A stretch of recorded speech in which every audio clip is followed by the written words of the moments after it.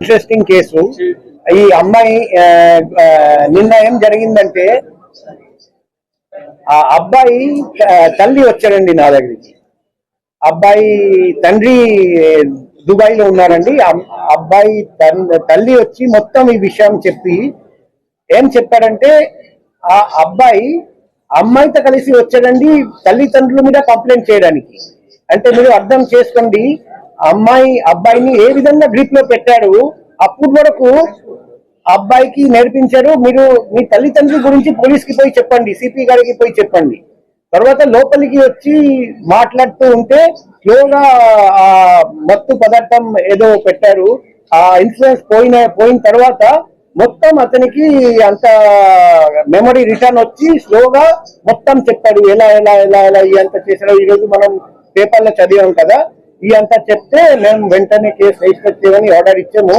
తర్వాత ఈ విషయం తెలుసుకొని ఇంకొకరు విక్టిమ్ ముందుకు వచ్చాడండి కంచర్పాలెంలో.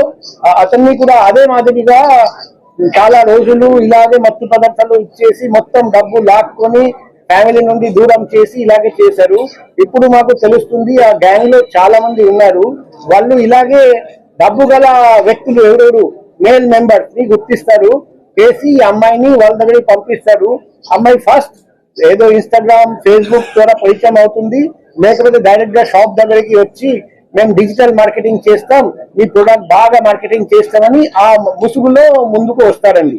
వచ్చి తర్వాత స్లోగా ప్రేమించడం, ఆ నటించడం స్టార్ట్ చేసి తర్వాత ఇంటికి తీసుకెళ్తారు. తర్వాత ఫ్యామిలీ నుండి దూరం చేసి రెగ్యులర్ గా మత్తు పదార్థాలు ఇచ్చేసి ఫిజికల్ రిలేషన్షిప్ పెడతారు. తర్వాత పూర్తిగా అమ్మాయి హోల్డ్ కి వచ్చేస్తారు అబ్బాయి. ఇలా చాలా కేసులు జరిగాయని మాకు తెలిసింది.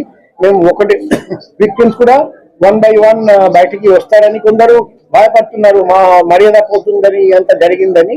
కానీ ఇద్దరు నిర్భయంగా ముందుకు వచ్చారని ఈ లేడీని మనం పట్టుకోగలిగాము. ఈ లేడీని పట్టుకోకుండా ఉంటే ఇంకా ఎంతమంది వ్యక్తులకు ఈమె ద్వారా హాని జరిగేది, అది మేము ప్రివెంట్ చేయగలిగాము. ఇప్పుడు సర్చ్ లో కూడా incriminating documents, incriminating digital evidence దొరికింది.